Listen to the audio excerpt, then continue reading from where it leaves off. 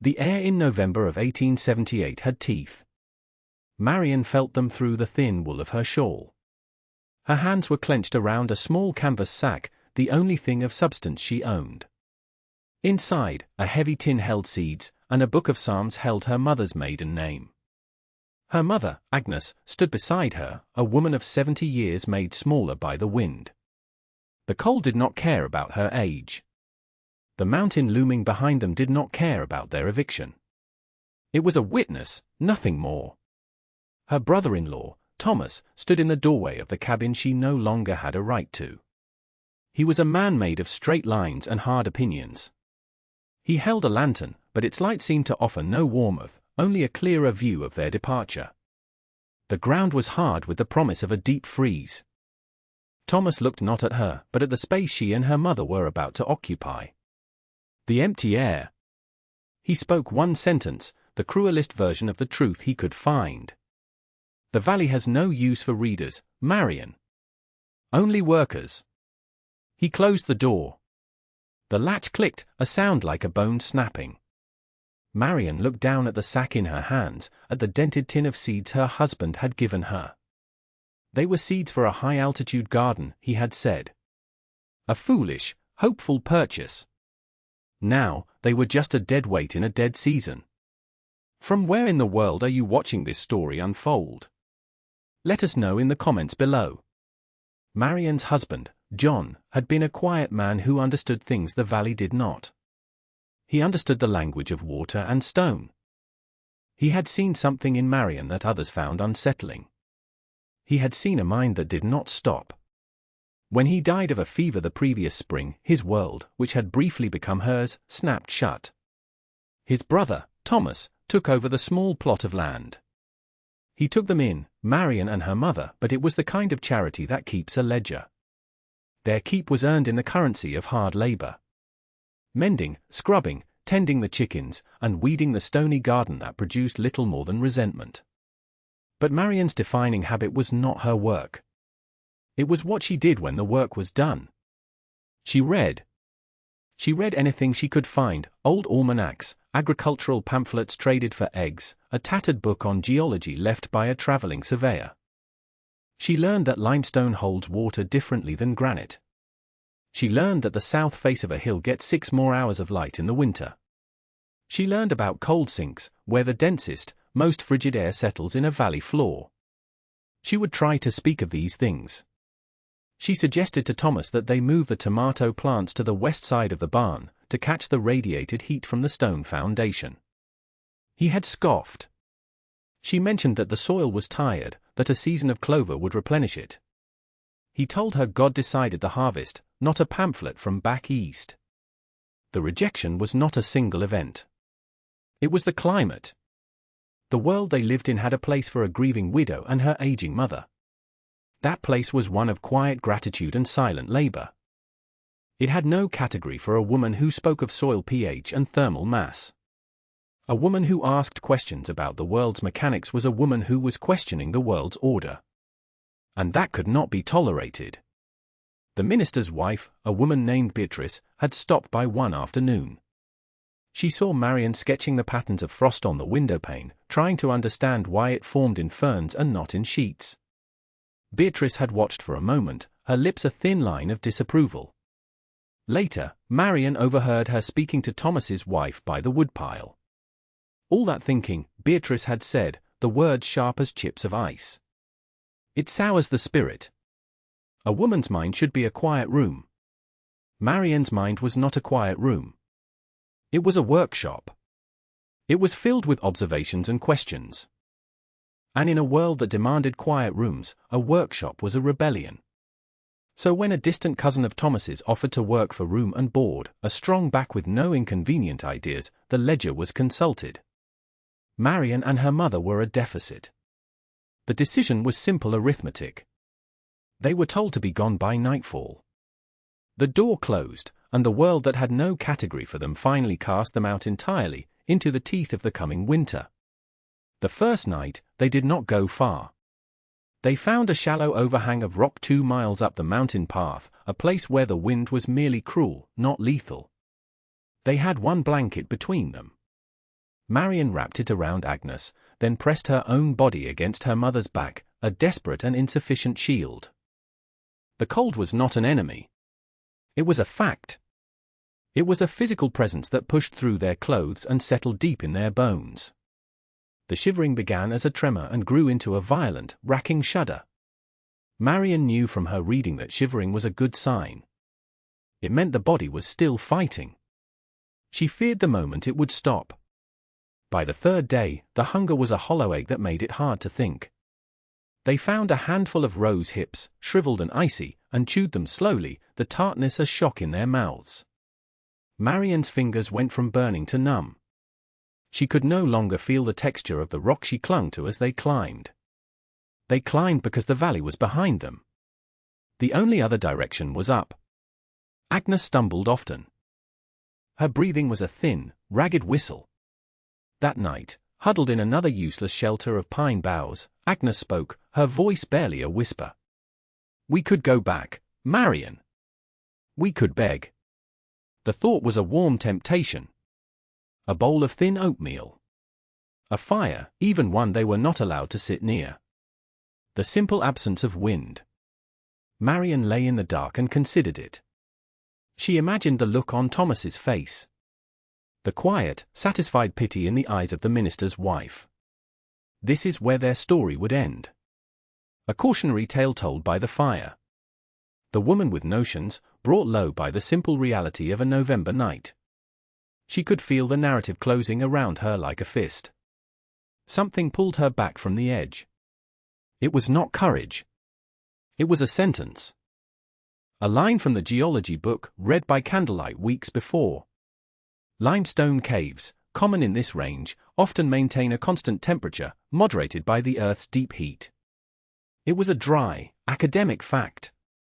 But in the freezing dark, it became a map. A possibility. A problem that demanded an answer, and the demand itself was a reason to keep going. The body makes decisions before the mind catches up. The next morning, Marion's feet moved. She scanned the rock faces, ignoring the smooth, dark granite. She looked for the pale, chalky stone she had read about. The limestone. It took them another 2 days. Agnes was crawling by the end, her face a mask of grey exhaustion. Marion's own vision would blur, the tree swimming in and out of focus. Dizziness was a constant companion. They found it near dusk. A dark opening in a high wall of pale rock, partially hidden by a curtain of ancient, frozen ivy. It was not a grand entrance. It was a crack. A flaw in the mountain's face. Marion pushed aside the brittle vines. A puff of air drifted out. It was not warm. But it was not the biting, active cold of the outside. It was still. It was the absence of wind. She helped her mother inside. They collapsed just beyond the entrance, on a floor of dry, dusty earth. The silence was absolute. The wind could no longer reach them. For the first time in 5 days, Marion's body stopped shaking. And in the deep, subterranean quiet, she heard it.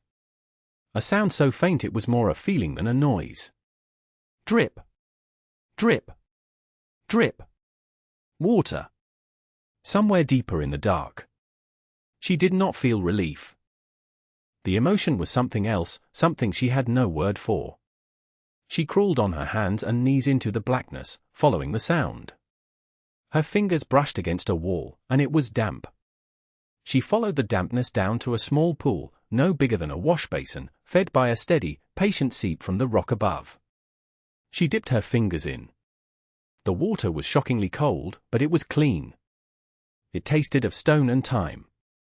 She brought a handful back to her mother. Agnes drank. Then Marion drank. She sat on the cold floor of the cave, the darkness complete, and felt something she had never been allowed to feel in the valley below. It was not safety. It was not hope. It was recognition.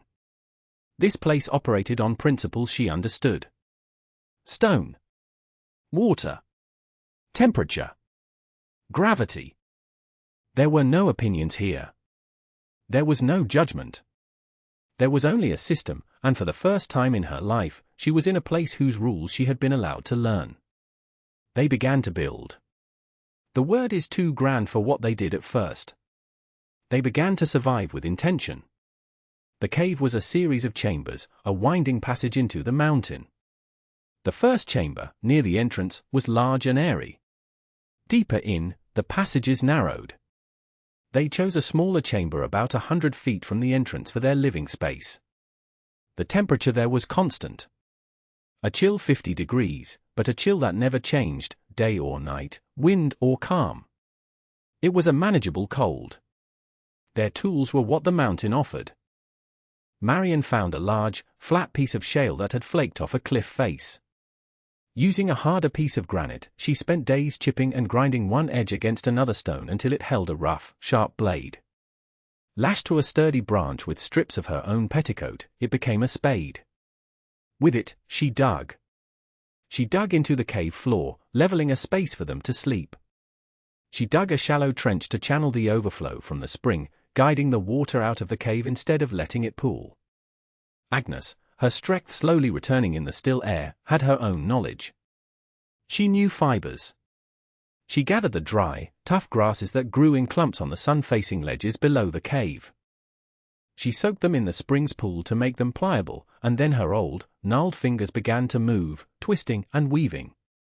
She made mats for their floor, thick and surprisingly soft, insulating them from the cold earth. She wove baskets for storage, tight enough to hold the precious handfuls of dried berries and edible roots Marion found on her forays outside. The building was slow. It was done badly at first. Their first attempt at a wall, meant to block the draft from the main passage, was a clumsy pile of loose stones that fell over twice. But Marion learned. She observed. She saw how the ancient builders of the valley used smaller stones to chink the gaps between larger ones. She saw that a wider base made for a stronger wall. She did not have mortar, but she found a deposit of thick, grey clay near the spring. Mixed with dried grass, it became a crude but effective plaster, sealing the gaps against the persistent drafts. Their world was built of shale, clay, and woven grass. The greatest challenge was food. The roots and berries would not last. But Marion had the seeds. The heavy tin was a promise she had almost given up on. Farming inside a cave seemed like madness. But it was the only madness she had. She remembered a passage in an almanac about growing lettuce in cold frames, using the sun's light captured during the day to warm the soil through the night. The cave had no sun. But the first chamber did. For a few hours around noon, a shaft of pale winter light would pierce the entrance and illuminate the far wall. It was there she decided to build her garden. Using her shale spade, she and Agnes carried load after load of the nutrient-rich soil from a sheltered hollow just outside the cave. They built a low, walled bed against that far wall. It was back-breaking work. Every muscle screamed. But the work was for themselves. The ledger was their own. She knew the soil needed more. Deeper in the cave, they had found a chamber where bats slept, the floor thick with guano. It was a treasure. She mixed the potent fertilizer into their garden bed. She watered it with the limestone-rich water from the spring. And then, she opened the tin. Seeds for lettuce, radishes, carrots, and a hardy, cold-weather kale. She planted them with a reverence that felt like prayer. They waited. Every day, Marion would check the bed. For a week, nothing. It was just cold, damp earth in a cave. She felt the familiar sting of failure. The valley's opinion of her felt true. A head full of notions. Then, one morning, she saw it. A tiny speck of green. Then another. And another. The first proof. It was a head of pale, buttery lettuce that grew in the dead of January. It was small and fragile, but it was impossible. It was a defiance of the season, grown in the mountain's belly. Marion picked the first leaf. She and Agnes divided it. The taste was crisp, clean, and alive. It was the most significant thing she had ever eaten. It was not just food. It was proof that her knowledge was real. That the world operated on principles she could understand and use. That she was not useless. Their world began to expand. An old trapper named Jasper, a man who wandered the high country and was considered half-wild by the valley folk, stumbled upon their trail. He followed it, curious. He expected to find a bear's den. He found them instead. He was not surprised, nor was he judgmental. The mountains had taught him that survival takes many forms. He saw their garden, and his eyes, accustomed to the muted colors of winter, widened. He had knowledge Marion did not. He knew which barks made a soothing tea for Agnes's cough. He knew how to snare rabbits. They made a trade. A bundle of her impossible greens for a small bag of salt and a cracked cast iron pot. The pot changed everything. They could boil water. They could make soup from the tough roots and the occasional rabbit Jasper brought them. He became their one link to the outside world, an ally the community had overlooked, just as they had. He saw in Marion not a woman with notions, but a woman who understood the land as well as he did, just from a different book. The community began to notice, not through Jasper, but through the storekeeper.